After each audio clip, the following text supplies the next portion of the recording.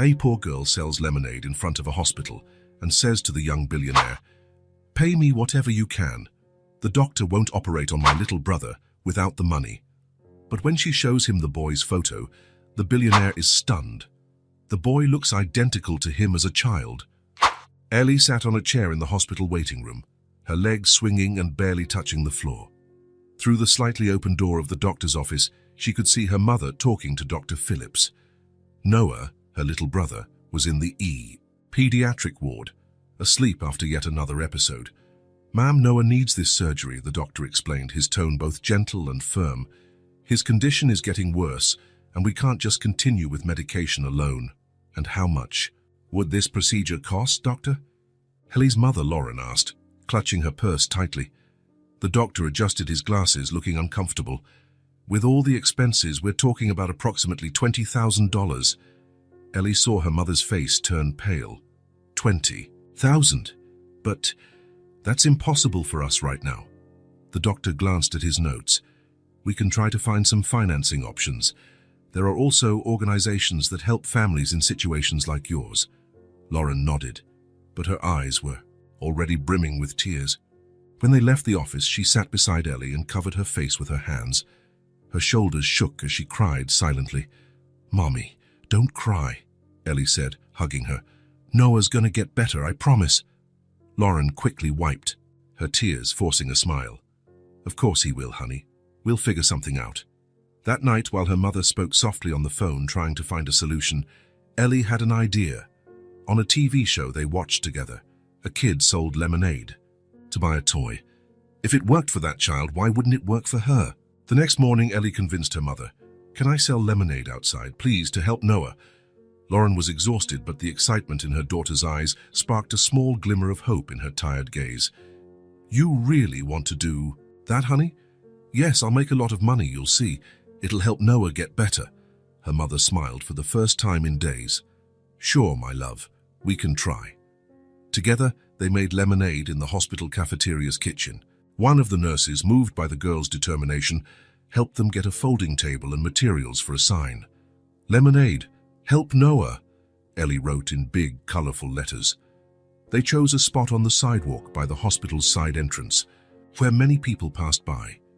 With the table set up, the pitcher of lemonade and disposable cups lined up, Ellie took a photo of Noah out of her pocket, placed it in a makeshift foil frame, and set it on the table. "Lemonade, help my little brother. Any amount helps," she shouted to passers-by, her voice determined and full of hope. Doctors in white coats, hurried nurses, visitors carrying flowers, all smiled at little Ellie. Some stopped, dropped a few coins, and went on their way. After hours, she looked at the glass jar. It held only a few dollars. 50,000 might as well have been an impossible mountain to climb. The afternoon sun was already going down when a man in a dark suit hurried by on the sidewalk next to the hospital. Tall, impeccably poised, checking his watch and talking. On his cell phone. Sir, would you like to buy lemonade?" Ellie called, waving energetically. "It's to help my little brother." Miles, an executive at an investment firm, was running late to an important meeting. He paused briefly out of politeness. "How much?" he asked, already pulling out his wallet. "Any amount. It's for my little brother. He needs a really expensive surgery," Ellie replied. And before Miles could react, she took out a laminated photo and held it out to him. "Look, this is my little brother. His name is Noah."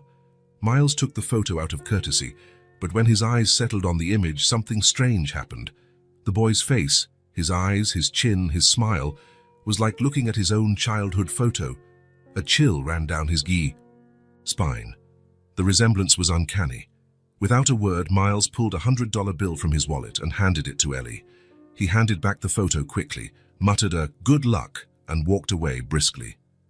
He needed to get to his meeting. "Wow, $100! Ellie's eyes sparkled with excitement. "Thank you so much, sir."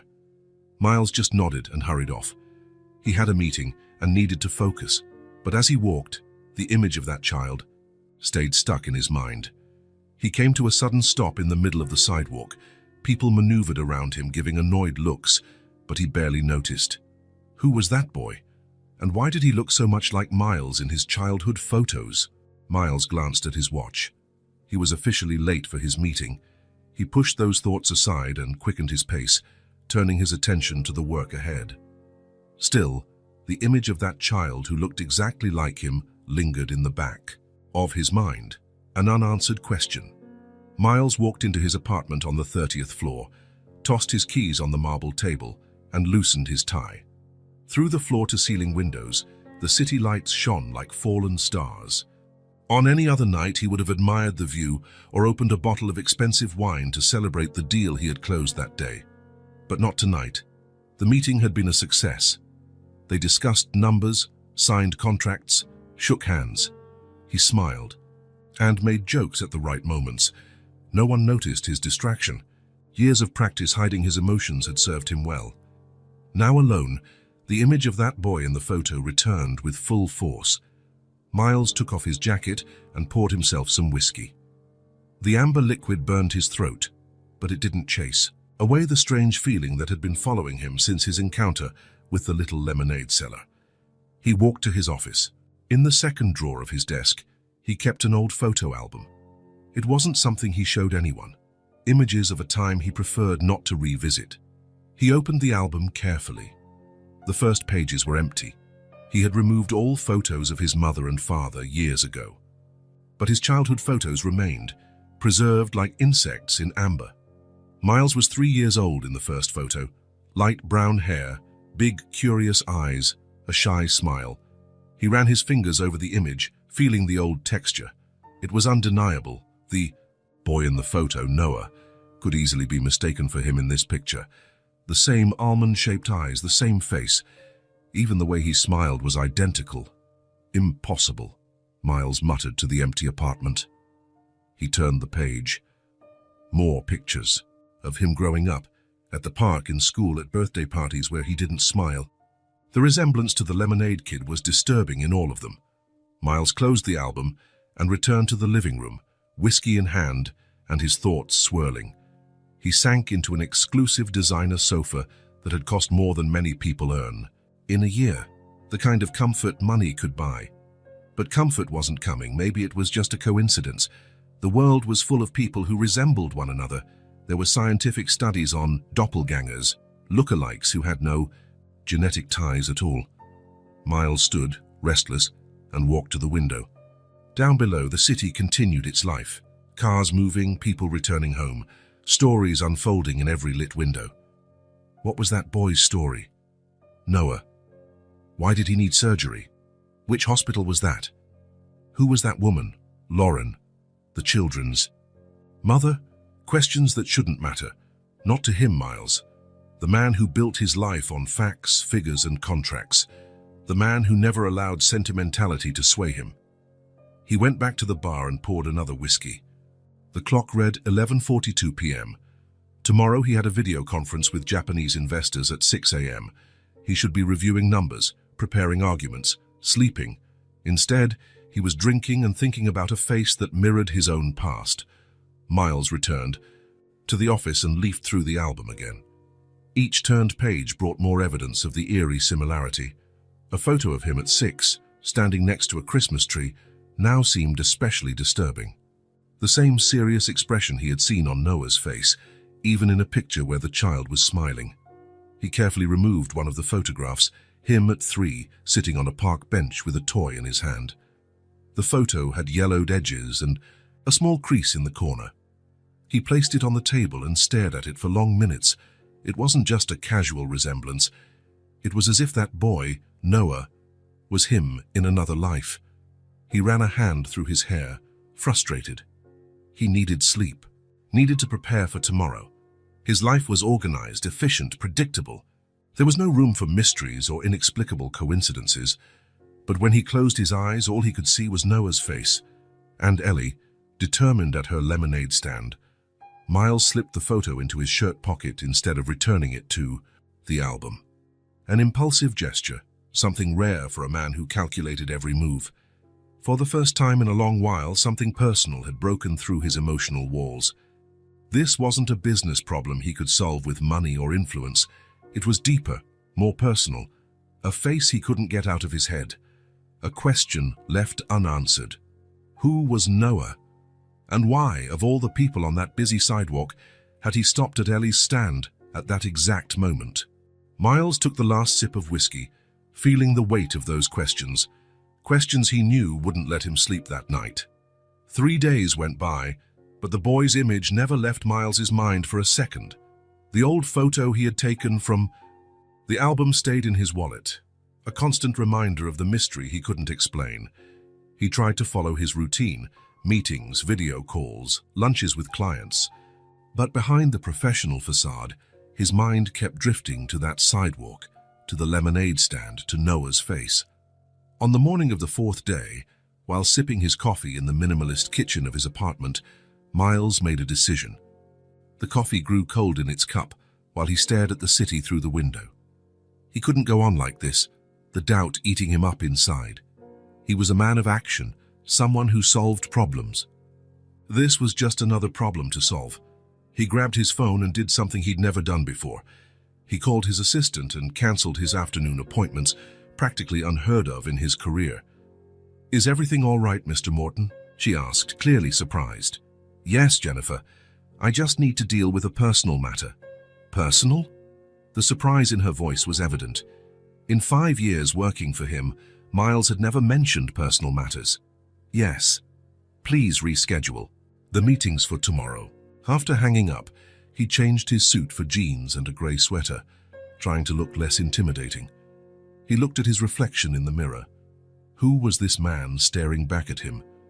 A successful executive about to embark on a mission that made no sense based on what? A physical resemblance, a little girl's observation? Even so, he grabbed his keys and drove his imported car to the hospital where he had found Ellie. During the drive, he tried to organize his thoughts. What would he say when he got there?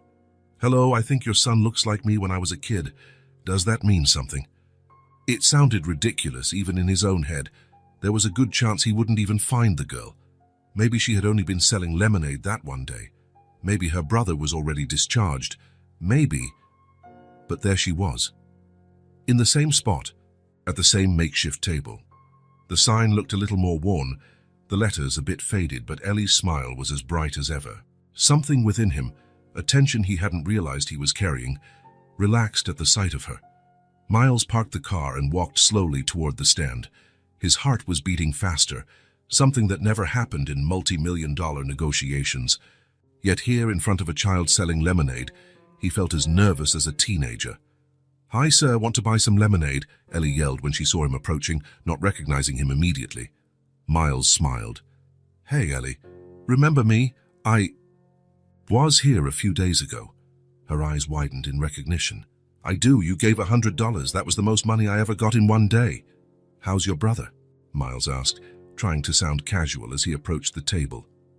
"A little better," she replied, pouring a cup of lemonade without him even asking. Her small fingers worked with surprising efficiency. "Mom says we're raising money really fast thanks to nice people who come by. But there's still a lot to go." Miles accepted the cup, taking a small sip. It was too sweet, but he smiled in appreciation. "You come here every day?" "Almost every day. Except when it rains a lot, or when I have to stay with Noah while Mom rests a bit." "And your dad? Does he help too?"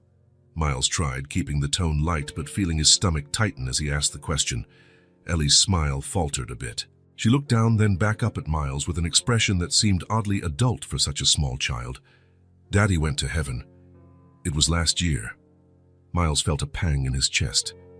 "I'm sorry to hear that, Ellie." She shrugged, trying to appear unconcerned, but there was pain in her eyes. "It's okay. Mom says he watches over us from up there. Did you know you look like my dad? Except you have a beard and different hair." Miles froze, the cup halfway to his mouth. That casual statement, delivered with the honest directness only a child can muster, hit him like a punch to the gut. "I look like him?" "Uh-huh. You have the same nose and the same eyes." She tilted her head, observing him curiously. "Did you know my dad?" Miles swallowed. "No, I didn't." What was his name?" "Ryan," Ellie answered, folding some napkins absent-mindedly. "Ryan Carter." Something shifted inside Miles.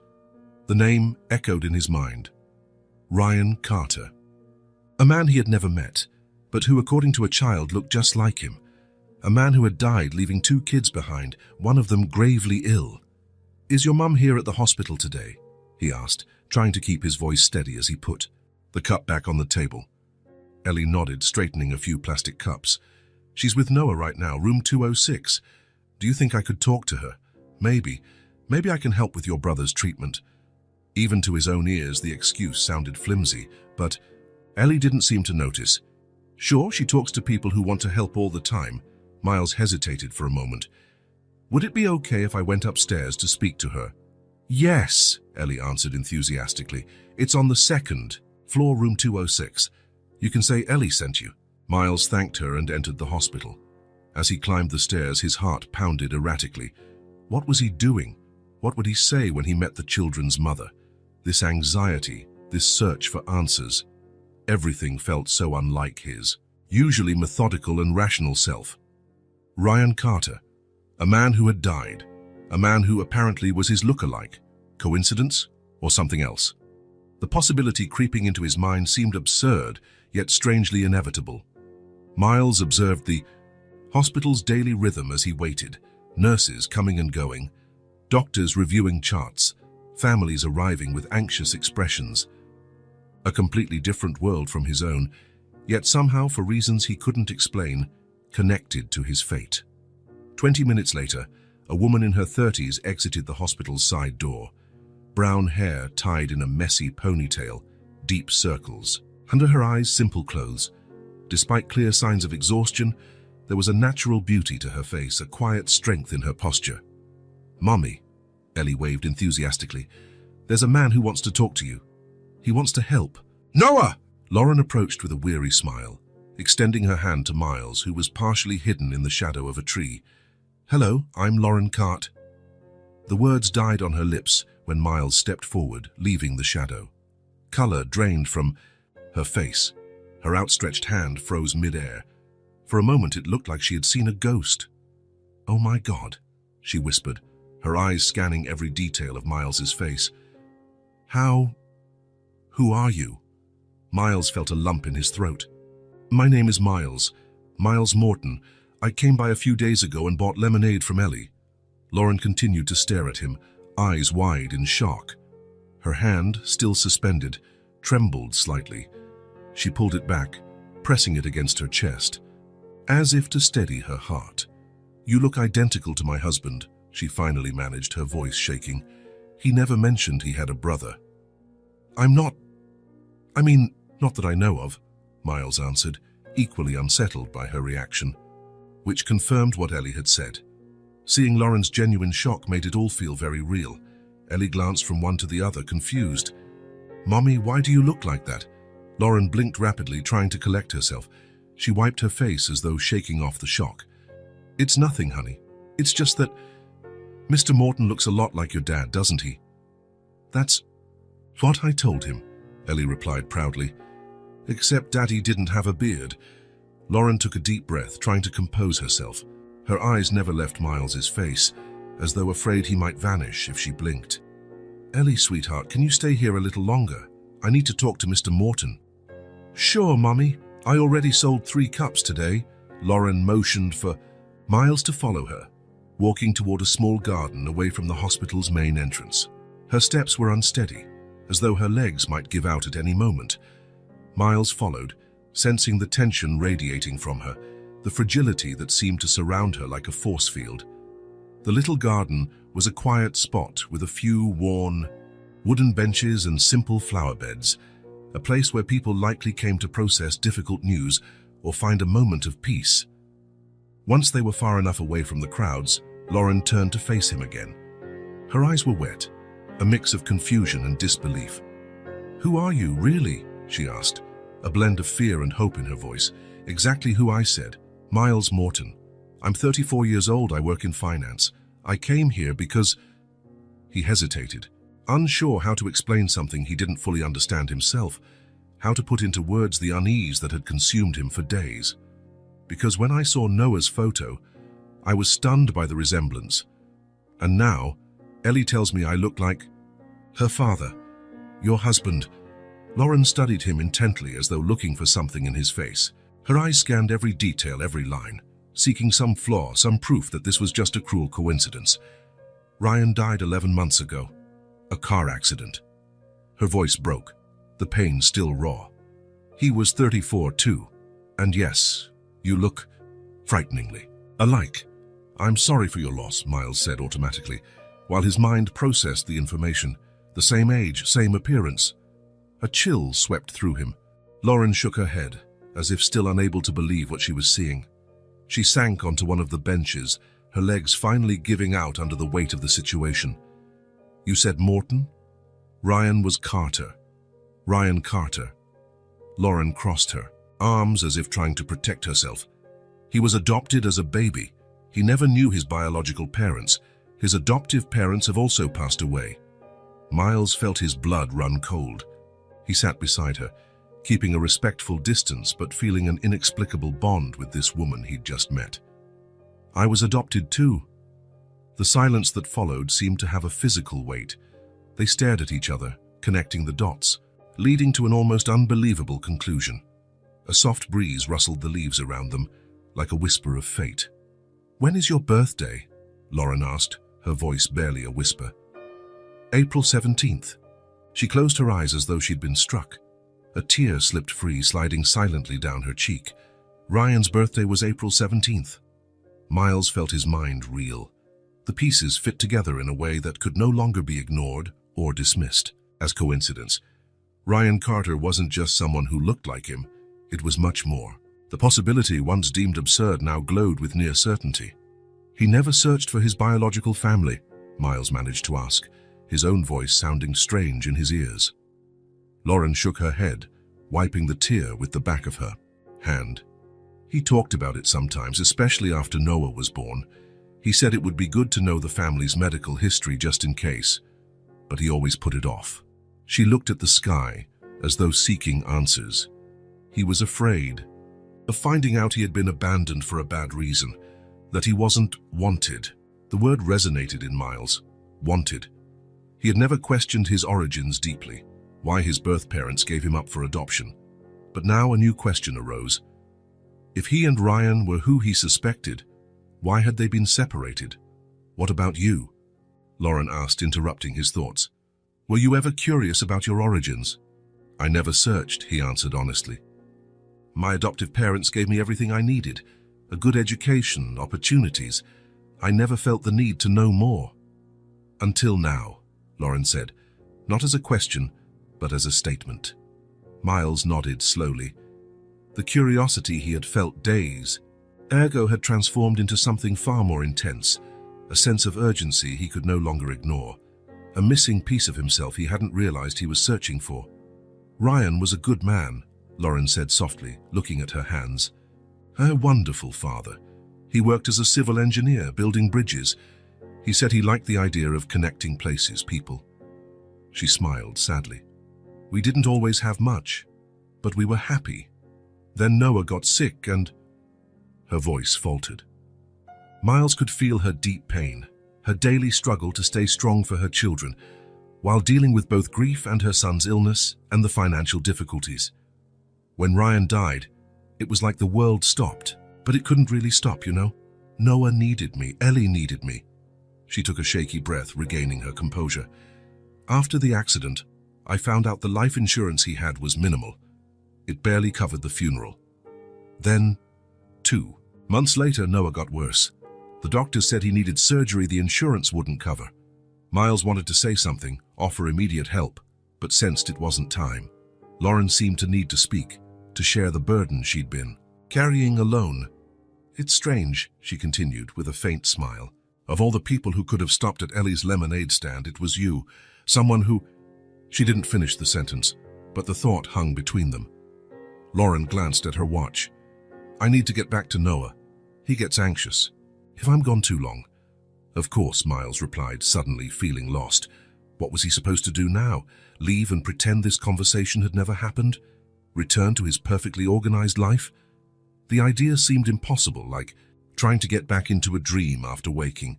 As if reading his thoughts, Lauren hesitated before turning away. I normally wouldn't do this, but Would you like to meet him? Noah, I mean, he's having a good day today. The question caught Miles off guard. Meet the boy who had set this all in motion. Ryan's son, who he now strongly suspected, was his nephew. Yes, he responded, surprising himself with the certainty in his voice.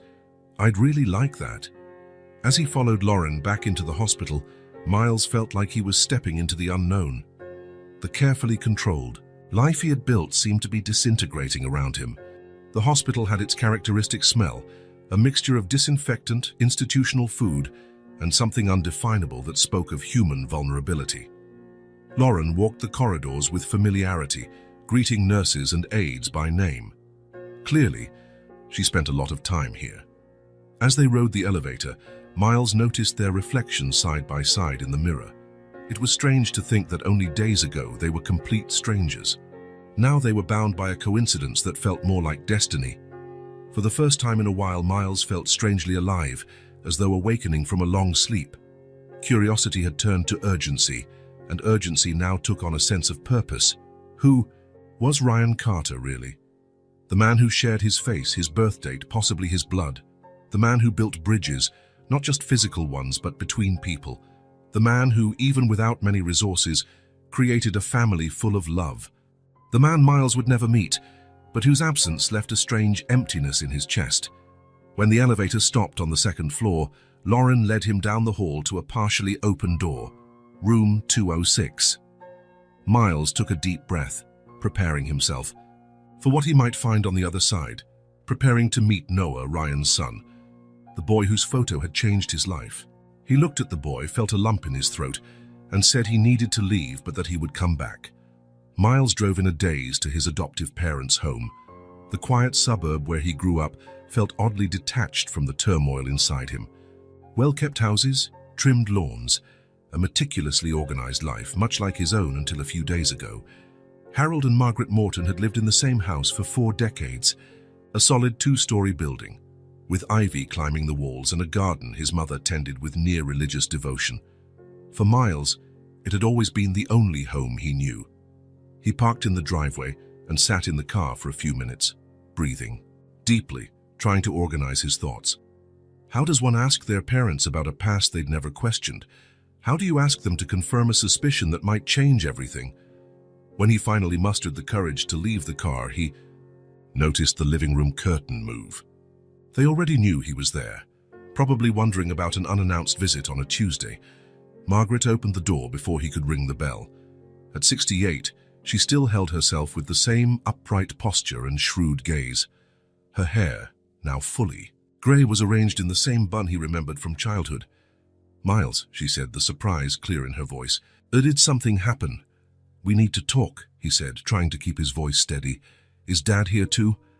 Margaret nodded, opening the door wider. "He's in the living room. We were reading. You're worrying me, son." Miles entered, inhaling the familiar scents of lavender and old books. Harold was in his favorite armchair, a history book in his lap. At 72, the retired university professor had kept a sharp mind and undiminished curiosity. He adjusted his glasses upon seeing his son. "What a nice surprise," Harold said, marking his page before closing the book. "To what do we owe the honor?" Miles sat on the couch, waving off his mother's automatic offer of tea. A lifelong habit, to offer tea whenever someone visited, even if the visitor was her own son. "I need to ask something about my adoption." The silence that followed confirmed to Miles that he'd hit a nerve. Margaret glanced at Harold, a silent communication passing between them, the kind of connection forged by 4 decades of marriage. "Why now?" Margaret finally asked, sitting beside her husband. Miles hesitated. How to explain? He decided to be direct. "I met a family, a mom with 2 kids. The boy, he's identical to me when I was his age, and their father, who died recently." Miles took a deep breath. "He looked exactly like me, had my age, was born on the same day as me. He was also adopted." Harold removed his glasses, rubbing the bridge of his nose. A gesture Miles knew indicated he was processing difficult information. "You think he was your brother?" Harold said, not phrasing it as a question. "A twin brother," Miles clarified. "Is that possible? Did you know anything about that?" Margaret stood abruptly and left the room without a word. Miles looked at his father, confused, but Harold just motioned for him to wait. Minutes later, Margaret returned holding a small, ornate silver box that looked quite old. "We never hid that you were adopted," Harold began, his voice taking on its professorial tone. "But there are details we never discussed because you never asked." Margaret placed the box on the coffee table and sat again, her hands trembling slightly. "You didn't come through an adoption agency," she explained. "You were left with us." "Left?" Miles echoed, feeling reality shift under his feet. Harold nodded. "We were young, newly married, trying for years to have children without success. That morning I went out to get the paper and there you were, a sleeping baby in a basket wrapped in a blue blanket. And there was this with you," Margaret added, opening the silver box and removing a yellowed envelope. "We never opened it. It was addressed to you, for when you were old enough to understand." Miles took the envelope with shaking hands. There was no name on it. He opened it carefully, aware that he was about to discover a truth kept for over 3 decades. Inside there was a small piece of paper, yellowed by time. Only a few words written in hurried handwriting. "I hope you can take care of him. Leaving him was the hardest thing I ever did." Nothing else. No signature, no explanation, no name. Just a desperate plea and a confession of helplessness. Miles read the note over and over, searching for something that wasn't there. No mention of another child, no further explanation. "There was never any mention of a brother," Margaret said softly, as though reading his thoughts. "Only you, left alone at our door." "We filed everything legally, of course," Harold explained. "The police searched for your biological mother, but she had disappeared. Since no one claimed you, you officially became our son after the legal waiting period." Miles looked again at the note, at the lack of a signature. The woman brought him into the world with strangers. The woman who apparently did the same with another baby, his twin, yet separately to another family. "She separated us," Miles murmured to himself more than to his parents. "But why?" Harold and Margaret exchanged another troubled look. "Miles," Margaret said gently, "are you sure about this man? That he was your brother?" Same birth date, same face, also adopted. Miles lifted his gaze from the note. "That's too much coincidence, don't you think?" "And this family you met," Harold asked, "are they all right?" Miles thought of Lauren, her exhausted eyes and weary smile, of Ellie trying to raise money with lemonade, of Noah, pale in a hospital bed. "No," he answered honestly. "The father, Ryan, died in an accident less than a year ago. And the son is sick, needs an expensive surgery." A heavy silence fell over the room. Miles folded the letter carefully and returned it to the envelope. "Can I keep this?" he asked, indicating the letter. Margaret nodded. "It's always been yours." Miles stood, feeling strangely calm despite the revelations. A clarity he hadn't felt in days overcame him. "I need to find out more about my biological mother," he said, "and I need to help that family." Harold rose as well, placing a hand on his son's shoulder. "What you've learned is important, Miles. But remember, family isn't just blood. It's choice. We chose you. And you can always choose who is in your life." Miles hugged his father, then his mother, with an intensity that surprised them all. When he pulled away, there was determination in his eyes. "Thank you for telling me. For keeping this." As he drove back to his apartment, the letter secure in his jacket pocket, Miles felt different, like all the pieces of his life were rearranging themselves into a completely new picture. He had a brother. He'd had a twin brother named Ryan. A brother he'd never known and now never would. But a connection remained. Noah and Ellie, Ryan's children, his niece and nephew. For the first time in years, Miles felt a purpose beyond work, beyond contracts and numbers, something deeply personal, inexplicably vital, and he knew exactly what he had to do next. Miles didn't sleep that night. The note, now in its own box on his nightstand, seemed to radiate questions that wouldn't let him rest. Who was his birth mother? Why had she separated 2 twin brothers? And Ryan, the man he never knew but who shared his face, his blood, his origin. What had his life been like? When the first rays of morning light entered his luxurious and empty apartment, Miles was already up, ready. The decision had crystallized overnight, as clear and inevitable as the sunrise. He wasn't a man of half measures. When he decided something, he followed through. He called Jennifer, his assistant. "I need you to cancel all my appointments. For the next few days, maybe weeks." "Weeks?" Her voice betrayed her surprise. "But what about the merger with—" "Brian can handle it. Send everything to him and the legal team. It's a family emergency." Family? The word sounded foreign to both of them. In 5 years of working together, Miles had never mentioned family issues. Yes, family. He arrived at the hospital shortly after 8 in the morning. He parked in the same spot as before, but this time he didn't look for Ellie's lemonade stand. He knew exactly where to go. Room 206. On the way, he stopped at the reception desk. The employee glanced at his impeccable attire and confident posture. "Can I help you?" "Yes, I'd like to speak with the doctor in charge of the patient Noah in room 206. "Are you family?" Miles hesitated only for a second. "I'm his uncle." 20 minutes later, he left Dr. Phillips's office, the physician in charge of Noah's case. The reality was worse than he'd imagined.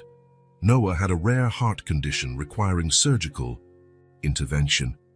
The surgery was urgent, a matter of weeks, not months. And the total cost, including operation and post-op therapy, was astronomical. Miles climbed the stairs instead of taking the elevator, needing the motion to work off the anger and helplessness he felt. How could there be a system where money, or the lack of it, determines whether a child lives or dies? As he approached room 206, he heard raised voices. Lauren was arguing with someone. Miles quickened his pace. "I don't accept this." "There has to be another way," Lauren said, her usually calm voice trembling with emotion. "Ma'am, I'm sorry, but as I've explained several times, the hospital can't—" Miles stepped into the room, interrupting the conversation. Lauren stood, eyes red and face pale. A middle-aged man with an administrative badge held a clipboard. Noah lay in bed pretending to sleep, but his clenched fists gripping the blanket revealed he was listening. "Is there a problem?" Miles asked, keeping his voice controlled. Lauren looked simultaneously relieved and embarrassed to see him. "Miles, I wasn't expecting—" The administrator eyed him with suspicion. "And you are?" "Miles Morton, Noah's uncle." The words now came easily. "And an investor in the Westlake Community Hospital." A lie, but one that could soon become true. The man swallowed, clearly recognizing the name or at least the tone of authority. "We were just discussing payment options." "You can stop worrying about that," Miles interrupted. "All of Noah's treatment costs will be covered in full." The administrator's expression changed instantly. "Well, that's excellent. I'll inform Dr. Phillips that—" "Please do. And tell him I want the surgery scheduled as soon as possible." The man nodded quickly and left the room. Lauren stared at Miles, stunned. "You can't, it's too much money." "I can, and I will." He approached Noah's bed, where the boy had given up pretending to sleep. "How are you feeling today, champ?" Noah gave a small smile. "Tired. But the nurse said I can have ice cream after lunch." "Ice cream is good," Miles replied, feeling a wave of unnamed emotion. This boy, his nephew, fighting something so huge, yet still able to smile at the thought of ice cream. "What's going on?" Lauren asked later, after Noah finally fell asleep for real. They stood in the corridor, seizing their first chance to talk alone. "Why did you come back?" Miles glanced at the room where Noah slept. "I found out some things about me, about Ryan, about how we ended up in different families." He told her about his visit to his adoptive parents, about the silver box, about the note, how it seemed he had been separated from Ryan at birth, each of them given to different families. "I don't know why she did it, who she was or where she is now," Miles concluded. "But I know Ryan was my brother, which means Noah and Ellie are my niece and nephew." Lauren looked at him with a mix of confusion and gratitude. "That doesn't mean you have to take responsibility for us." "I'm not taking responsibility," Miles replied simply. "I'm choosing to be here for Noah, for Ellie." He hesitated. "For you too, if you'll let me." Something in Lauren's expression broke. A barrier of pride, perhaps, or the weight of carrying everything alone for so long. She didn't cry, but tears shone in her eyes. "You barely know us, but I want to know you, if you'll give me a chance." That evening, Miles was still there. He took Ellie to dinner in the hospital cafeteria, listening to her talk about school, how she drew pictures to cheer up Noah, and how she missed her dad. Then they went back to the room, where Lauren was trying to get Noah to eat some fruit. "Garifi, you staying to watch the show I like?" Noah asked, looking hopeful at Miles. "It starts soon." Miles checked his watch. In his normal world, he'd be at his apartment by now, reviewing contracts or reading reports, accompanied by an expensive glass of wine and silence. "Sure," he replied, settling into the chair by the bed. "I wouldn't miss it." Later, when Noah finally dozed off again and Ellie had been taken home by a neighbor, Lauren found Miles gazing out the hospital room window, watching the city lights. "You don't have to stay," she said softly. "You've already done more than enough." Miles turned to face her. There was a new certainty in his eyes, a purpose that went beyond the practical decisions he'd made that day. "I'll stay," he said simply. "Not just tonight, not just for the surgery. I'll stay as long as it takes." As Lauren smiled through tears she finally allowed herself to shed, Miles felt something click into place within him, something he hadn't realized was missing. He had no name for it, but it was warm, alive, and more real than anything he had felt in a long time. The decision was made. Miles would stay. Noah's surgery was scheduled for the following week.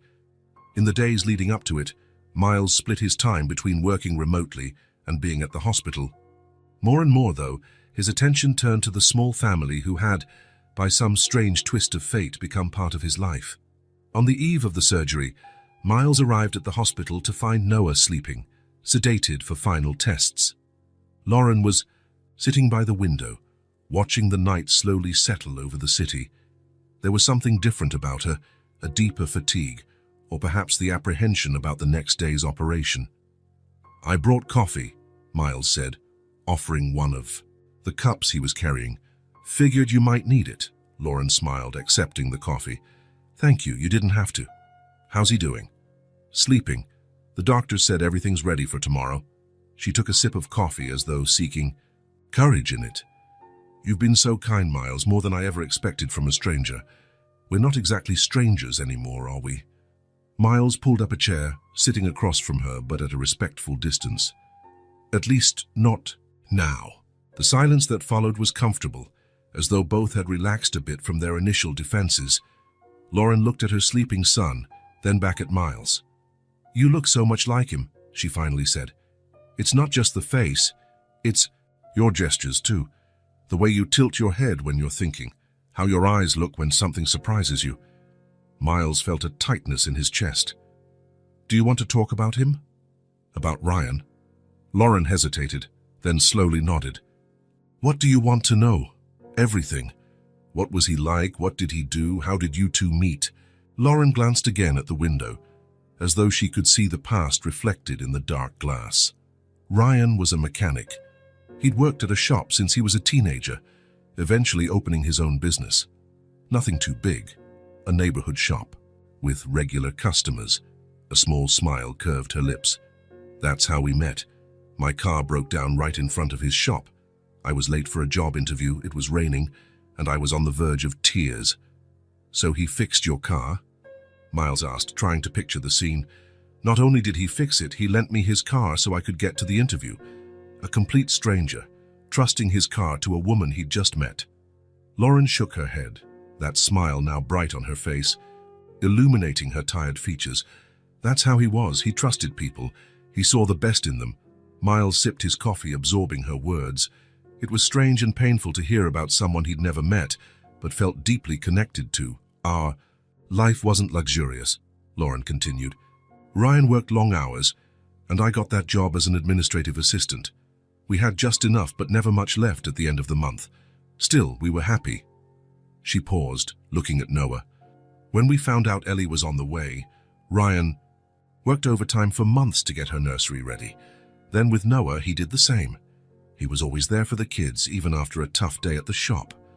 "He sounds like a good man," Miles said, feeling a strange mix of admiration and sorrow. "The best I've ever known," Lauren replied simply. "He was honest to the core. He couldn't stand lies or games. He said what he thought, owned up to his mistakes." Our friends always said it was refreshing to be around him. No pretenses, no social masks. Miles tried not to think of the contrast with his own world, meetings where words rarely matched real intentions, negotiations, where the truth was just another strategy. A world so different from the one Lauren described. Did Ryan talk about his mother? Miles asked, trying to keep his tone casual. Lauren nodded slightly. Sometimes. They had a complicated relationship. Ryan was raised by her, just the two of them, but they grew apart when he was a teenager. He never mentioned a father. He said he never knew his father. His mom told him it was a brief relationship, that the man never knew about the pregnancy. Lauren paused. Ryan ended up bitter about it as he grew older, especially as a teen. It was a sore subject between them. Miles absorbed this slowly. The contrast between their lives was even deeper than he'd imagined. While he grew up with the Mortons, a stable, loving, if somewhat reserved family, Ryan had been raised by Grace, apparently alone.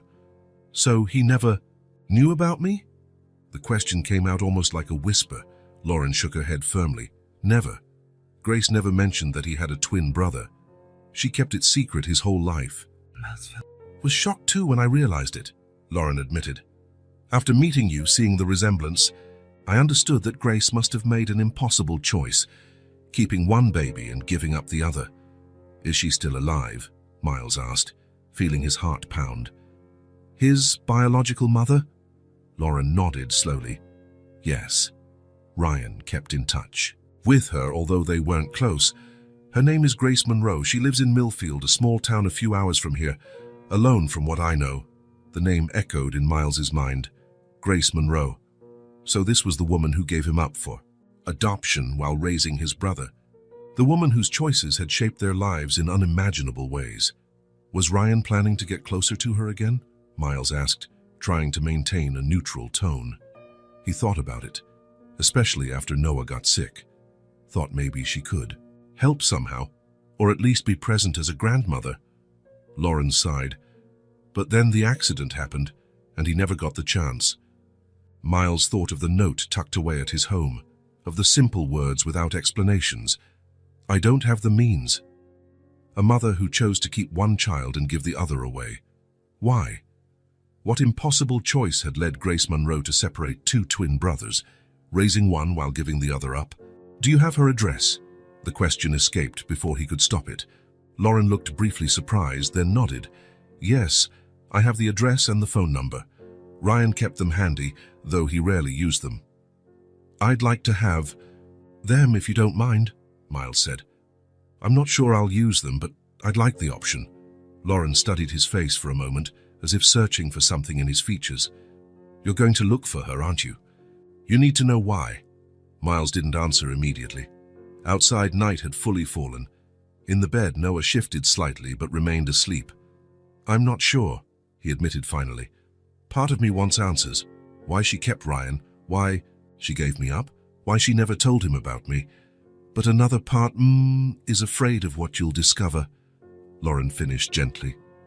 Exactly. Lauren reached out, lightly touching Miles's arm. The simple contact felt charged with understanding. For what it's worth, she said, Ryan would have been happy to meet you, to know his brother exists, grew up well, and is here now, helping his family. Miles felt a tightness in his throat. Words that usually came easily were now stuck. Thank you, he managed finally, for telling me about him, for letting me be part of this. Lauren smiled, tired but genuine. The surgery is early tomorrow. Will you be here? I'll be here, Miles answered. In that moment, there was nowhere else he'd rather be. The clock in the waiting room seemed to run on its own rules. Seconds dragged like hours, hours like days. Miles couldn't remember the last time he'd experienced time like this. So present, so heavy, so unyielding. Noah's surgery had begun at 7:15 a.m. Dr. Phillips estimated 5 hours, maybe more. Heart surgeries are complex, he explained. We can't rush. Now 3 hours later, Miles watched Lauren pace back and forth across the waiting room, her steps measuring the space like a metronome. Ellie sat beside him, coloring in a kid's activity book a nurse had given her, though her eyes frequently darted toward the corridor leading to the operating room. He's gonna be okay, right? Ellie asked, her small voice breaking the silence. Miles, lost in thought, turned to the girl. His first instinct was to give a standard adult reassurance, but something in her gaze, a wisdom beyond her years, made him hesitate. The doctors are doing everything they can, he replied honestly, and Noah is strong, very strong. Ellie nodded, as though that contained all the truth she needed. She went back to coloring, but this time her hand was steadier, her movements more determined. Lauren stopped pacing and sat on the other side of Ellie, looking suddenly exhausted. "You should eat something," Miles suggested. "I can't." "Mommy, I didn't have breakfast," Ellie informed without looking up from her drawing. "Or dinner last night." Lauren shot her daughter a mildly betrayed look, and Ellie shrugged. "Daddy always said we shouldn't skip meals." A silence followed, not uncomfortable, but heavy with emotion. The mention of Ryan hung between them like a nearly tangible presence. "He's right," Miles finally said. "Come on, let's all go to the cafeteria, just a quick break. I'll leave my number with the nurse in case there's any news." To his surprise, Lauren didn't protest. Maybe she was too tired, or maybe she recognized the need to distract Ellie. The three of them walked down the corridor, a small group. United by circumstances Miles couldn't have imagined just weeks ago. At the cafeteria, Ellie chose a grilled cheese sandwich and strawberry juice. Miles ordered coffee for himself and Lauren, plus a fruit bowl they set between them on the table. "Tell me a story about Dad," Ellie asked, taking a bite of her sandwich. Lauren, who had been staring blankly at her coffee, blinked as if returning from far away. "What kind of story, sweetheart?" "A funny one from when I was a baby." A gentle smile touched Lauren's lips. "Well, there was the time your dad decided he could change your diapers better than I could." Ellie grinned, clearly knowing this story already but eager to hear it again. "He was so confident," Lauren continued, her eyes shining with affection at the memory. "He said it was a simple technical process, like changing a car's oil." Miles listened as Lauren recounted how Ryan, determined to prove his point, got hit by Ellie mid-change, ending in a comedic chaos of baby powder everywhere, a shocked dad, and a giggling infant. It was a simple, everyday family moment. But the way Lauren told it, the love in her voice, the sparkle in her eyes, the way her hands moved, brought Ryan to life in a way that shook Miles deeply. This was his brother, a man who changed diapers, compared babies to cars, and laughed at himself. A real man full of joys and frustrations, not just an abstract idea of kinship. "Your dad was always better at fixing things than dealing with baby surprises," Lauren concluded, gently touching Ellie's cheek. "But he learned," Ellie said proudly. "Mommy always says he became the best dad in the world." "He really did," Lauren affirmed. Then, looking at Miles, he would be so proud of both of them today. Ellie with her courage, Noah with his strength.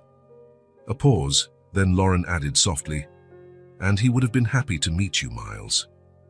Something tightened in Miles's chest. So many what-ifs. What if he had met Ryan before?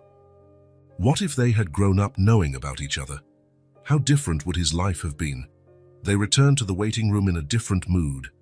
There was still tension about Noah, but there was also a quiet bond between them, an unspoken understanding. As Ellie resumed coloring, Lauren approached Miles. "Thank you," she said in a low voice, "for being here. It wouldn't be easy to do this alone." Miles nodded, realizing there was nowhere else he would rather be at that moment. It was a surprising thought for a man who had built his life around business meetings and contracts. The next few hours passed in alternating stretches of hushed conversation and long silences. Eventually, Ellie dozed off with her head on her mother's lap. Lauren told more stories about Ryan, how he spent hours fixing broken kids' toys, how he sang horribly in the shower, how he made animal-shaped pancakes on Sundays. Each story, each glimpse into Ryan's life, filled a space within Miles he hadn't known was empty. Finally, after nearly 6 hours, Dr. Phillips appeared in the corridor, still wearing his surgical scrubs. Miles and Lauren rose at once, Lauren carefully moving Ellie so she could continue sleeping on the sofa. "The surgery was successful," the doctor announced. Miles felt Lauren sway slightly beside him. Instinctively, he offered his arm to steady her. "Noah's a fighter. We'll need to monitor him closely for the next 48 hours, but I'm optimistic." Lauren covered her face with her hands, and for a moment, Miles thought she would break down into tears. But when she lowered her hands, she was smiling, a trembling, genuine smile. "Can I see him?" she asked. "Soon, he's being transferred to the ICU. A nurse will come get you as soon as possible." When the doctor left, Lauren turned to Miles. Wordlessly, she hugged him, quick, almost impulsive, but full of emotion that words couldn't convey. Surprised, Miles took a moment before hugging her back. He wasn't one for physical displays of affection. But here, in this sterile waiting room with Ellie sleeping nearby and the news that Noah had made it through surgery, the hug felt completely natural. When they let go, Lauren's eyes shone with tears she was still holding back. "Thank you for waiting with us," she said simply. Miles nodded, unable to find words to express how he felt. Gratitude for being included, relief at the successful surgery, or something deeper, more fundamental. For the first time in his adult life, he felt he was part of something genuinely real and important. As he watched Lauren gently wake Ellie to give her the news, Miles realized something had changed within him.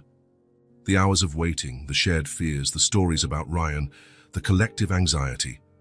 All of it created a bond he had never experienced before. There, in that hospital, among people he'd barely known for a few weeks, Miles Morton had found something that not even his professional success or bank account or luxury apartment had ever provided: a sense of belonging. In the 2 weeks following Noah's surgery, Miles's routine changed completely. Mornings still started early with video conferences and business decisions, but afternoons belonged to Noah, Lauren, and Ellie. The hospital had become familiar territory. The security guards at the entrance greeted him by name. The nurses no longer had to check if he was on the visitors list, and even Dr. Phillips consulted him about decisions regarding Noah's treatment. On a Thursday afternoon, Miles arrived, carrying a paper bag in one hand and a small gift-wrapped box in the other as he rode the elevator. Noah had been moved from ICU to a regular room 3 days earlier, a significant improvement according to the doctors. The door to room 214 was slightly ajar. Miles tapped it lightly with his foot before entering. "It's me," he announced.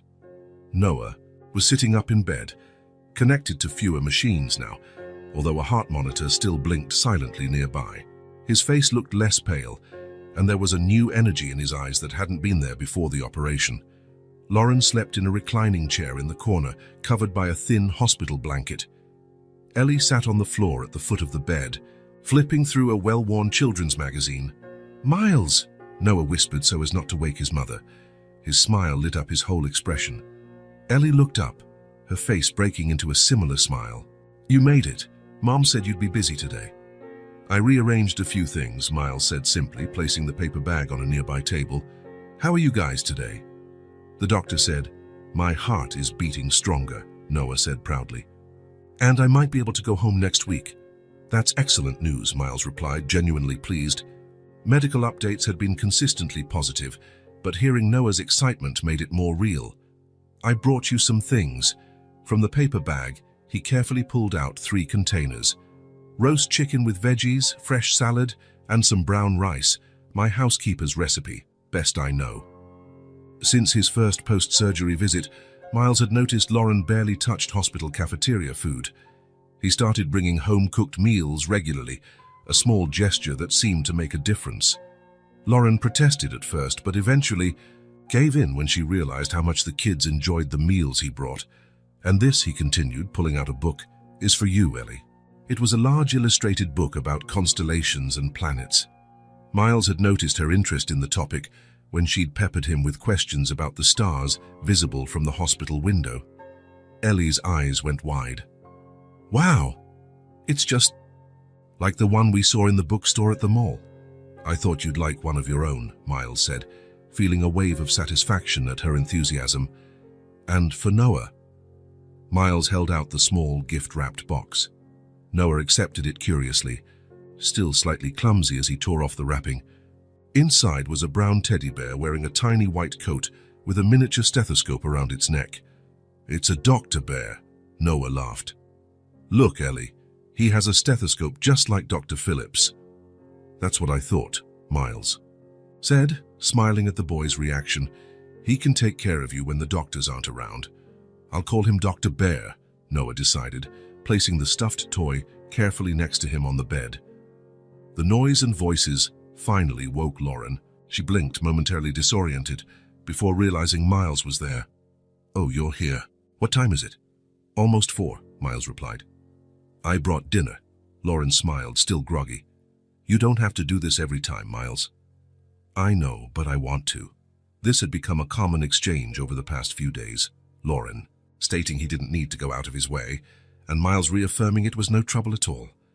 A delicate dance between gratitude and preserving her pride, between necessity and his desire to help. "Look, Mom, Miles brought me a star book and a Dr. Bear for Noah," Ellie exclaimed happily. Lauren glanced at the gifts, then at Miles, a complex expression flashing across her face. Gratitude mixed with what might have been worry. "They're simple gifts," Miles said, correctly interpreting her expression. He knew Lauren feared. He was spending too much or raising the kids' expectations. "Just small tokens." She nodded, understanding what he left unsaid. Small tokens, yes, but meaningful to children who had gone through so much. "Dr. Bear, you have to check my heart," Noah announced, pressing the toy stethoscope to his own chest. "Is it beating stronger now?" Miles watched the scene, feeling a quiet calm settle over him. Every time he came to the hospital, each small gesture, whether a home-cooked meal, a book, or a toy, seemed to fill a space inside him he hadn't realized was empty. "Come eat something, Lauren," he suggested, opening the food containers, "before it gets cold." As he laid out the food on the small hospital table, Miles noticed Ellie watching him with a thoughtful expression. "What is it?" he asked gently. "Thank you so much for helping us, Uncle," she said, the simple words laden with sincere gratitude. "Uncle." The word hit Miles with a soft but profound impact. It wasn't the first time Ellie had used it, but at that moment in that small hospital room, sharing a meal with Dr. Bear on guard, the word carried all the weight and lightness of his new role. Miles smiled back, surprised by the emotion rising in his throat. "You're welcome, Ellie." Lauren caught his eye over her daughter's head, and something passed between them, an acknowledgement of how small acts could build bridges across chasms that once seemed unpassable. There, in that simple moment, Miles realized with crystal clarity, he wasn't giving this family something. They were giving something to him. Noah with his bravery, Ellie with her openness, Lauren with her resilience. A purpose, a place, a title no professional achievement could ever grant him. Uncle. Small gestures, enormous meaning. The day Noah was discharged dawned bright, as though the sky itself was celebrating the boy's recovery. After 3 weeks in the hospital, 1 for the surgery and 2 for recovery, Noah was finally cleared to go home. Miles was there, as he had been nearly every day since the operation. He watched with controlled emotion while Dr. Phillips performed his final checks, explaining the necessary care, medications, and follow-up dates to Lauren. "Your heart is much stronger now, champ," the doctor said, smiling at Noah as he put away his stethoscope. "But you still need plenty of rest, okay?" Noah nodded seriously, clutching Dr. Bear firmly under his arm. "Yes, sir, and I have to take my meds on time." "Exactly. Will you be my best-behaved patient?" "Yes, sir," Noah repeated, smiling wide enough to light up his entire face, now with much more color than when Miles first met him. Ellie, who had been anxiously awaiting this day, practically bounced around the room, helping to pack the few belongings accumulated. Over the hospital stay. "We're going home, Noah. You'll see I fixed up your whole room, and Mr. Popcorn really misses you." "Mr. Popcorn?" Miles asked, curious. "Our cat," Lauren explained. "A neighbor's been looking after him." There was so much joy in that moment. Noah's improvement, Ellie's excitement, Lauren's obvious relief, that Miles nearly forgot the worry nagging at him for the past few days. A casual remark by one of the nurses had alerted him. "Mrs. Carter is an amazing woman," the nurse had said while checking Noah's vitals. "Raising 2 kids alone, dealing with Noah's illness, and still facing all those problems with the apartment." Miles hadn't pressed for details then, but the comment stayed with him. The previous night, he made some discreet phone calls. What he learned deeply concerned him. Now, as he watched Lauren methodically gather Noah's medications, Miles knew they needed to talk. But not here, not in this celebratory moment. A nurse arrived with a wheelchair, hospital protocol for discharges, and Noah, though he insisted he could walk, ended up enjoying the ride, with Ellie proudly holding onto the wheelchair handle, alongside the nurse.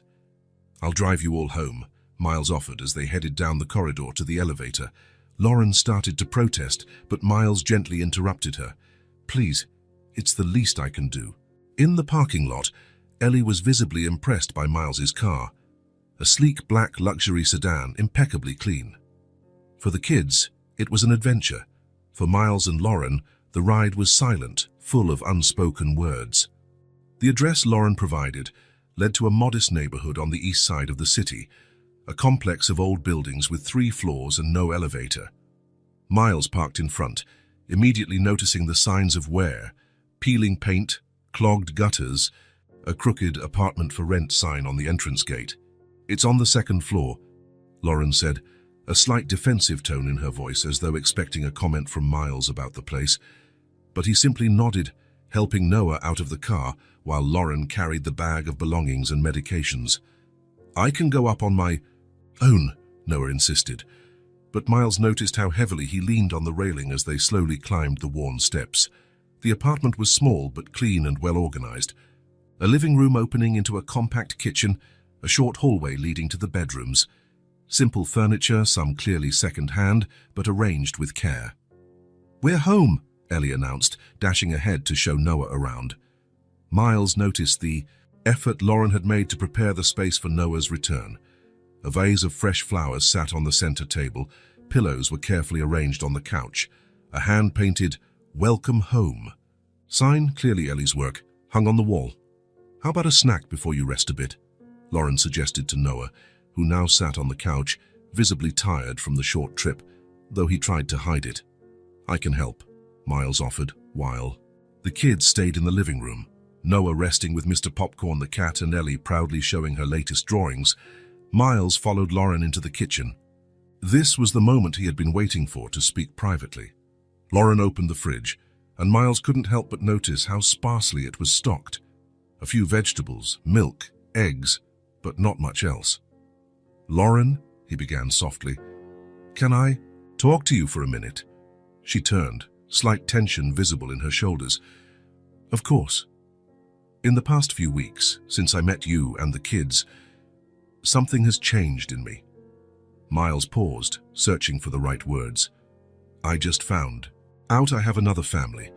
I never got to meet my brother, but I want to do what's right now. I want the chance to be close to my niece and nephew. I'm ready to give you all the best I can." Lauren stood still, her hand on the fridge door. Her eyes, so familiar to Miles now, studied him with a mix of emotions he couldn't fully decipher. "Miles, you've already done so much. The surgery, the visits, everything's... It's not about what I've done. It's about what I want to do." He took a deep breath. "I know you're in a tough spot. The apartment..." Lauren shut the fridge door abruptly, turning away to the counter. "We're managing. I know you're behind on payments. There's a risk of eviction."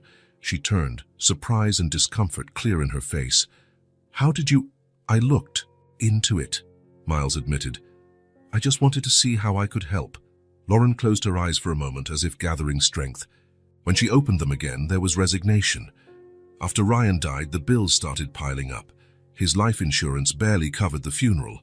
Then Noah got sick, and I had to cut down my work hours to take care of him. Her voice faltered. I tried to keep everything afloat, paid what was most urgent, put off the rest. I thought I could catch up when Noah got better, but then... "The surgery," Miles finished. Lauren nodded, brushing away a stubborn tear. "We're 3 months behind on rent. The landlord was patient because of Noah's situation, but I got a final notice yesterday." Miles felt a surge of protectiveness, so strong it startled him. The thought of Noah fresh out of the hospital and Ellie losing their home was unbearable. "Lauren," he said, stepping forward and on impulse taking her hand. "Let me help. Not out of pity, but because you're family. My family." For a long moment, Lauren just stared at their joined hands. When she finally looked up, something new shone in her eyes. Not just gratitude, but acceptance of something deeper than words. She gave his hand a gentle squeeze. A simple gesture, but full of meaning. A silent, profound connection. "I'll take care of the back rent," Miles said, keeping his voice low so the kids wouldn't hear from the living room. "And I want to keep helping from here on. Not as charity, Lauren, as family." "It's hard to accept," she admitted. "I've always handled everything on my own." "I know, and I deeply respect your strength, but you're not alone anymore." A noise from the living room interrupted them. Ellie had dropped something, followed by Noah's laughter. The sound reminded them both of the real reason for this. "Conversation for them," Lauren said simply. "For them," Miles agreed, "and also for Ryan. And for us." In the days that followed, Miles acted with discreet efficiency. First, he settled all outstanding bills, rent, electricity, phone, without making a fuss about the amounts. He stocked the fridge and pantry via a grocery delivery service, telling the kids it was a welcome home gift for Noah. He arranged for Noah's medications to be delivered right to the apartment, removing one more burden from Lauren. Each offer of help was made gently, respecting Lauren's pride. He never forced anything, always asking, letting her maintain her dignity and role as the children's primary caregiver. A week after Noah's discharge, Miles was having dinner with them in the small apartment, a near-daily ritual now, when Lauren surprised him with news. "The landlord came by today," she said while they served dessert. "He's selling the building. All tenants have 60 days to move out." Miles felt the immediate tension in the air. Ellie paused, her spoonful of ice cream hovering midway to her mouth, her eyes wide with concern. "Are we gonna have to switch schools?" she asked. "I don't know, sweetheart," Lauren replied, striving to keep calm. "We'll find another place, don't worry." But Miles could see the worry beneath her composed exterior. Rent in the city was high, the market competitive, and with Lauren's recent payment history and fragile financial situation, finding a new place would be a significant challenge. "Mommy," Noah said, his small voice determined, "I don't want Mr. Popcorn to be without a home." "He won't be, honey," Lauren assured him, though her smile didn't reach her eyes. Later, when the kids were already in bed, Miles and Lauren sat on the small apartment balcony. The evening was pleasantly warm, the sky dotted with stars, same stars Ellie could now name thanks to the book Miles had given her. "I'll start looking tomorrow," Lauren said, gazing at the city lights in the distance. "There has to be something we can afford, maybe a bit farther out." Miles observed her profile in the soft glow from the living room. Over the past weeks, there had been a subtle but real transformation. The constant exhaustion was fading into moments of lightness, the ever-present fear about Noah's health easing into cautious hope, and between them, a friendship had started to grow, founded on mutual respect, on shared stories of Ryan, on genuine concern for the children. "Lauren," Miles said, voicing a decision he'd been contemplating for days, "what if I helped you find a place?" "Oh, you're already doing so much." "A permanent place," he continued, "somewhere safe close to the kids' school and the hospital for Noah's follow-ups." Lauren turned to look at him, a silent question in her eyes. "I want to buy a house for you," Miles said simply. Lauren froze, clearly taken aback by the offer. "Miles, we can't accept something like that. It's too much. Not for me." He gave her a kind smile. "Lauren, I have more money than I could spend in several lifetimes. I've always worked just to work, accumulated just to accumulate. But now, for the first time, I see a real purpose for it. But a house, a home," Miles corrected. "For Noah, for Ellie, for you. A place where you can feel safe, where you can rebuild your life." He paused. "And maybe once in a while there'll be room for an uncle to visit." Lauren looked at her hands, then back at Miles. When she spoke, her voice trembled with emotion. "Why are you doing all this, Miles? Really?" It was a question he'd asked himself many times in the past few weeks. The answer now was unmistakably clear, because when I look at Noah and Ellie, I see pieces of Ryan, pieces of myself. I see the family I never knew I had until a few weeks ago. He hesitated, then added softly, "And when I look at you, I see someone I love, and deeply, respect for your strength, your courage, your devotion." The word love hung in the air, not romantic, not yet, but still heavy with meaning. A love rooted in admiration, in a shared connection, in a common purpose. Lauren reached out, finding his hand in the space between their chairs. "Let's take it one step at a time," she said gently. Miles nodded, intertwining his fingers with hers, one step at a time, a new beginning for all of them. That night, as he drove back to his luxurious, empty apartment, Miles was already making plans. He would call his real estate agent the next morning, search for houses in safe neighborhoods with good schools. Maybe a place with a yard where the kids and Mr. Popcorn the cat could play. A new beginning, Miles thought, not just for Lauren, Noah, and Ellie, but for him as well. A new life, a second chance, a family. 3 weeks after the eviction notice, Miles parked his car in front of a 2-story house in a quiet neighborhood, less than 10 minutes from the children's school. The small but well-tended front yard was full of wildflowers. An old oak tree provided generous shade on one side of the house. Lauren, Noah, and Ellie waited on the sidewalk. He had convinced Lauren to come just to look at a house he thought they might like. She reluctantly agreed, still uneasy about the idea of Miles buying property for them, but the situation at the apartment had become more pressing each day. "Is this it?" Ellie asked, eyes wide as she took in the light brick facade and big windows. "This is it," Miles confirmed, stepping out of the car. In his pocket, he felt the weight of the keys he'd received that morning. The deal had been rushed through, thanks to his willingness to pay in full up front. "It's really nice," Lauren commented cautiously.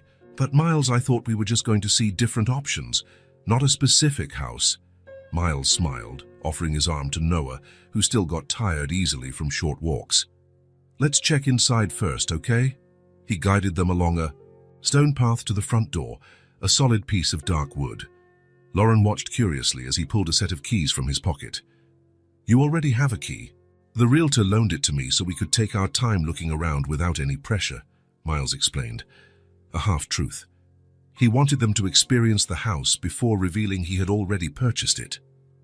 The door opened onto a cozy living room. Natural light poured through large windows, illuminating pale hardwood floors. The house was empty of furniture but full of potential. "Wow!" Ellie exclaimed, her voice echoing slightly in the empty space. She immediately dashed off to explore, her quick footsteps bouncing around the house. Lauren walked slowly, running, her hand along the walls checking details with an analytical eye. Window casings, floor condition, light switches. Miles recognized the look of someone seeking problems, reasons not to fall for something that seemed too good to be true. "How many bedrooms?" she asked. 3. "One for you, one for Noah, one for Ellie. 2 bathrooms, a small office that could be a guest room someday, and a dry basement that could be turned into a playroom or a rec room. A whole room just for me?" Noah's voice was full of awe. In their apartment, he shared a room with Ellie. "Come see," Miles invited, leading him down the hallway. The room Miles pictured for Noah had a wide window facing the backyard, where an old swing hung from a sturdy oak branch. Noah walked to the window, his eyes shining at the sight of the swing. Ellie had already found the room that would be hers upstairs. "Miles!" she hollered from the stairway. "There's a tree right outside my window. I can watch birds from here." Lauren stayed in the living room, her expression unreadable to Miles. "The kitchen's this way," he said, guiding her through an arch. The kitchen was simple but functional, with light wooden counters and enough space for a decent-sized table. A glass door led to a small deck out back. "It's a beautiful house, Miles," Lauren finally said, her voice low. "But it must cost a fortune." "Actually, it's within the budget we discussed," he replied, not mentioning how he'd set that budget at 3 times what Lauren believed possible. They continued touring the house, Ellie dashing between rooms, imagining out loud where each piece of furniture would go, where she'd store her books, how she'd decorate the walls. Noah followed at a slower pace, taking in each detail with a serious, contemplative look. When they regrouped in the main living area, Miles knew the time had come. He once again pulled out the keys from his pocket. "Lauren," he said, extending the keys toward her. "This isn't just a viewing. I've already bought this house." Lauren froze, her eyes moving from the keys to Miles's face. "What?" "The house is yours," Miles said simply. "Or rather, it's in your name.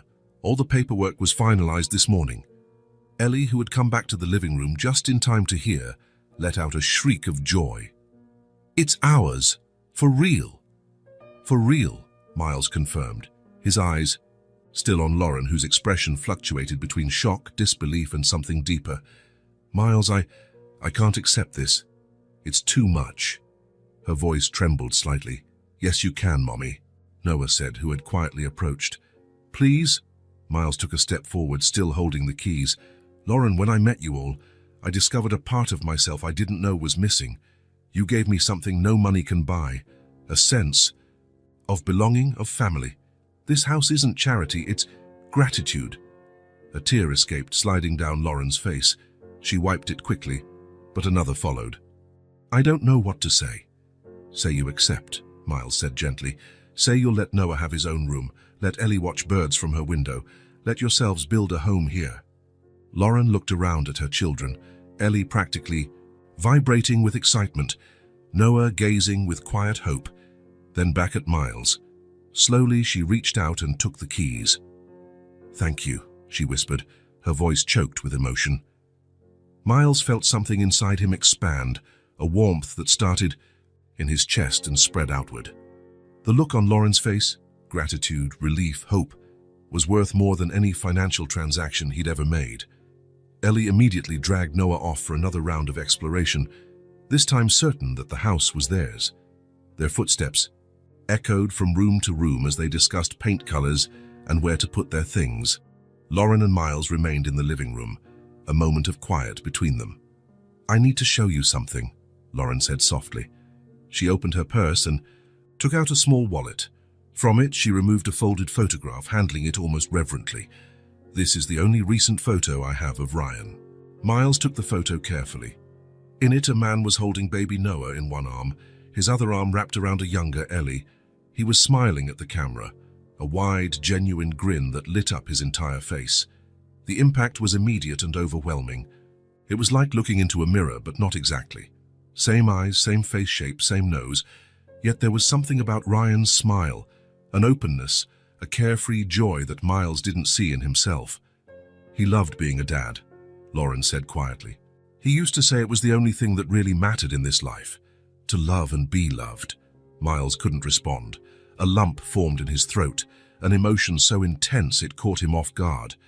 It was grief for someone he'd never known, anger at the lost time, gratitude for the bond found through the ones Ryan left behind. "He would have liked you," Lauren went on. "He would have been so happy to know he had a brother." Miles finally found his voice. "I wish I had known him."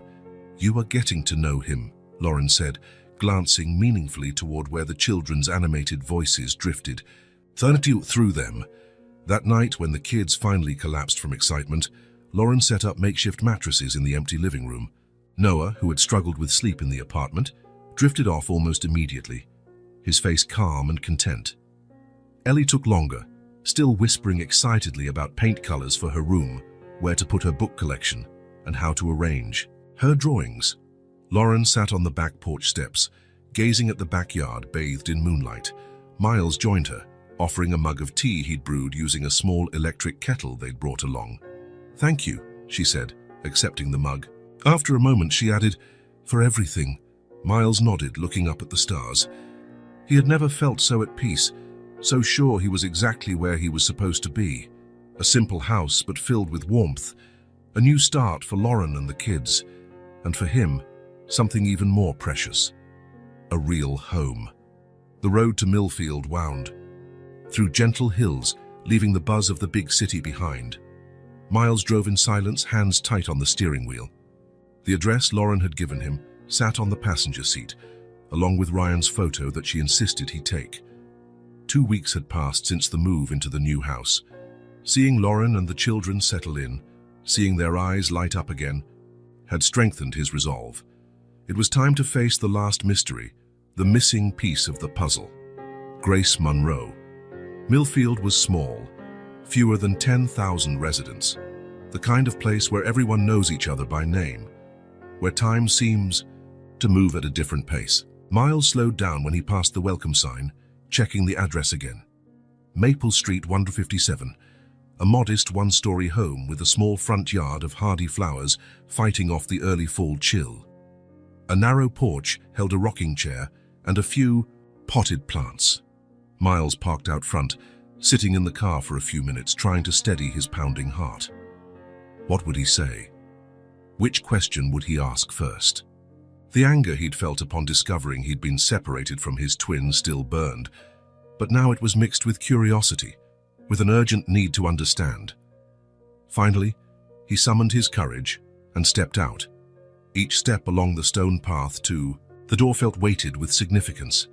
He took a deep breath and rang the bell. Light footsteps approached from inside, and the door swung open. A woman in her 60s stood there. Grey hair framed a face that, despite life's wear, still held traces of beauty. Her eyes, the same color as Miles's, widened in shock. "My God," she breathed, one hand lifting involuntarily to her mouth. "Grace Monroe?" Miles asked, his voice steadier than he expected. She nodded, speechless for a moment, her eyes filled with tears as she took in every detail of his face.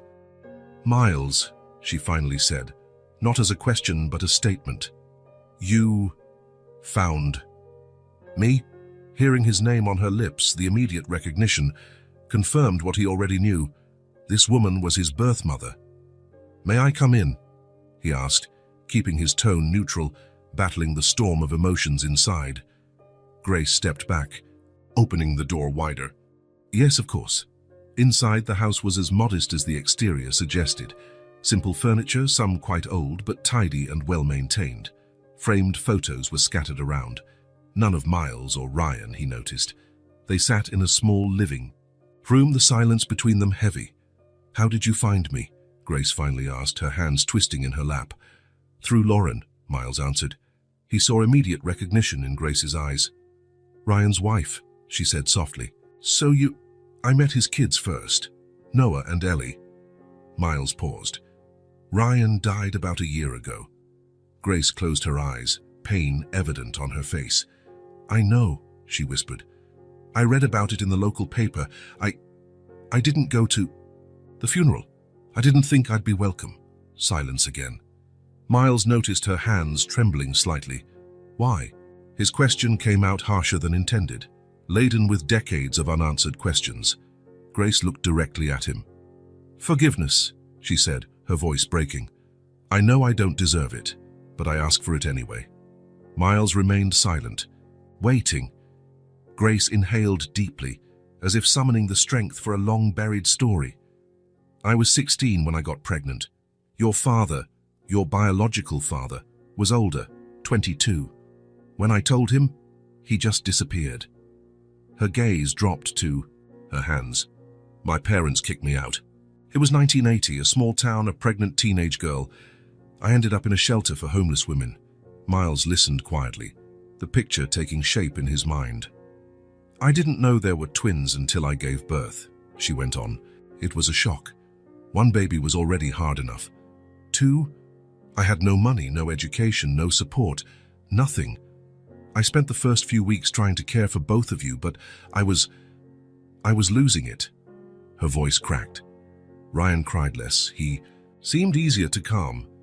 And you needed more medical attention. You were born with a small respiratory issue." Miles frowned in surprise. He had never known that. "The doctors said you needed care I couldn't provide," Grace said, tears flowing down her cheeks. "So I made the hardest decision of my life. I found a family who could give you what I couldn't." "The Mortons," Miles said. Grace nodded. "I looked into them. They couldn't have children. They were stable, educated. I thought you'd have a better life with them. And you decided to keep Ryan," Miles added, the old hurt welling up. "I couldn't give both of you away," Grace said, her voice thick with emotion. "Losing one child was already too much, and I thought I could raise one on my own. I was young and naive. I didn't know how hard it would be." Miles thought of Ryan's life as a mechanic, of how he had lived simply. He contrasted it with his own privileged upbringing, the opportunities he'd had because of the Mortons. "Why didn't you ever tell Ryan about me? Why separate us completely?" Grace lowered her gaze. "Cowardice," she admitted. "At first it hurt too much to talk about you. Then, as the years passed, it became harder and harder to explain why I'd hidden the truth for so long." She hesitated. "I was afraid he'd hate me for the choice I made, blame me for separating you." Miles processed her words. The anger remained, but he could see her situation through new eyes, a frightened teenager in impossible circumstances. "When you were born," Grace said, "I had no means to raise two babies. I was always poor, working menial jobs, living in tiny places. Ryan never had much, but I tried to give him what I could." Miles pulled out the photo Lauren had given him and handed it to Grace. "That's Ryan," he said, "with his children." Grace took it with trembling hands. A sob escaped when she saw the image of the son she'd lost. "He looks happy," she whispered. "He was," Miles affirmed. "Lauren told me he was a good man, a good father." "He was a good son too," Grace said, still staring at the photo. "Even when things got difficult between us." Miles studied her for a long moment. The anger and grief remained for the lost brother he never met, for the years gone. But something else emerged: understanding, empathy for the terrified young woman Grace had once been, forced to make impossible decisions alone. "For years," Grace said, handing back the photo, "I imagined this moment. If you'd ever find me, what I'd say. No explanation feels enough, I know." Miles felt something shift inside him. Not complete forgiveness, not yet, but a step toward peace. "You did what you thought best at the time," he said finally.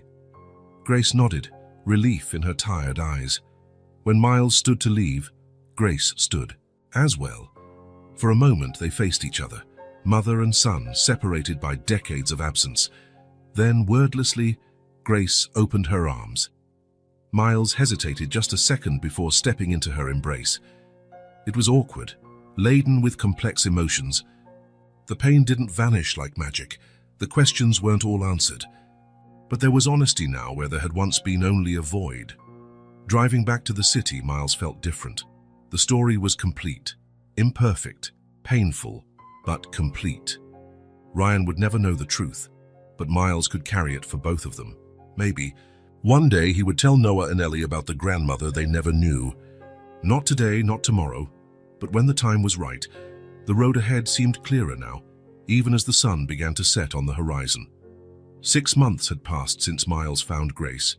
Time, as always, brought changes, healing some wounds, strengthening fragile connections until they became solid bonds. The routine that once felt strange now flowed naturally. 3 mornings a week, Miles drove Ellie to school before heading to the office. On Thursday afternoons, he accompanied Noah to follow up medical appointments. Weekends were spent at the house he had bought for them, filled with voices, laughter, and the occasional family dispute. Because, as Miles discovered, not even the best of families are free of minor conflicts. Lauren smiled more now. The burden she'd carried alone for so long was shared, allowing her to rediscover parts of herself she'd stifled after Ryan's death. She'd gone back to painting, a hobby abandoned in her grief. Her watercolors now decorated the new home's walls. Even Grace found her place in this new family structure. The first visits had been tense, weighed down by unresolved history.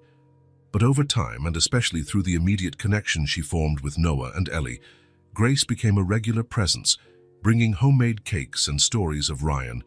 As a child, one bright Saturday morning, Miles drove to the cemetery on the outskirts of town for the first time by himself, though he'd accompanied Lauren and the kids a few times. There was something he needed to do, something private between brothers. Ryan's grave was simple, a granite headstone bearing his name, dates, and the inscription, "Beloved Father, Husband, and Son." Miles gently placed a small bouquet of flowers he'd brought. Then, feeling both foolish and compelled, he knelt on the freshly cut grass. "Hey, Ryan," he began, voice low but firm in the cemetery's stillness. "It's me, Miles. Your brother." The words still felt strange, precious. "I wish I'd known you. We grew up in different worlds, but fate still bound us together." A bird sang in a nearby tree as though offering encouragement. "I've met your kids. Ellie is sweet and strong. She has your determination, I hear. And Noah," Miles smiled. "Noah's a little fighter. Doctors say he's fully recovered now. They're amazing, just like I imagine you were." Miles ran his hand across the cool granite of the headstone, tracing the letters of the name he shared far more than just a birth date with. "Lauren showed me photos and told me stories. I feel like I know pieces of you now." He paused, gathering his thoughts. "Grace is in their lives too. It took a while, but it seems we're all finding a way forward." together somehow. The breeze stirred the leaves above, dappled light and shadow dancing on the grave. You can rest now. I'll take care of them, your family, as if they were mine. Because now, they are. Miles lingered a few more minutes, allowing himself to feel the loss of the brother he never knew, but also gratitude for the unexpected gift he found through that loss, a family. When he returned to the house late that afternoon, he found Lauren and Grace in the kitchen cooking together, a scene that would have seemed impossible months earlier. Noah was in the living room, deeply focused on a building set. Ellie, hearing Miles come in, ran to greet him enthusiastically. "I made something for you at school," she announced, handing him a colorful sheet of paper. It was a drawing in bright markers, 6 figures holding hands in front of a house, each labeled in childish handwriting. Mom, Ellie, Noah, Uncle Miles, Grandma Grace, and in the sky, surrounded by clouds and a smiling sun, Dad. At the top, in big uneven letters, "We're a family now." Miles felt a lump in his throat. His eyes grew moist as he took in the simple yet profound representation of who they had become. "Do you like it?" Ellie asked, a bit anxiously. Miles knelt to her eye level, smiling through the emotion. "I love it. It's perfect, Ellie." Satisfied, she ran back to help in the kitchen. Miles pinned the drawing on the fridge, alongside other cherished family mementos. He paused to take in the scene around him, the house alive with sounds and aromas, with people bound by choice as much as by blood. Family isn't just who raises you or who gives birth to you. It's who chooses to stay. If this story touched your heart, subscribe to the channel and turn on notifications so you don't miss the next ones. Leave a like because it helps this story get recommended to more people. See you in the next story.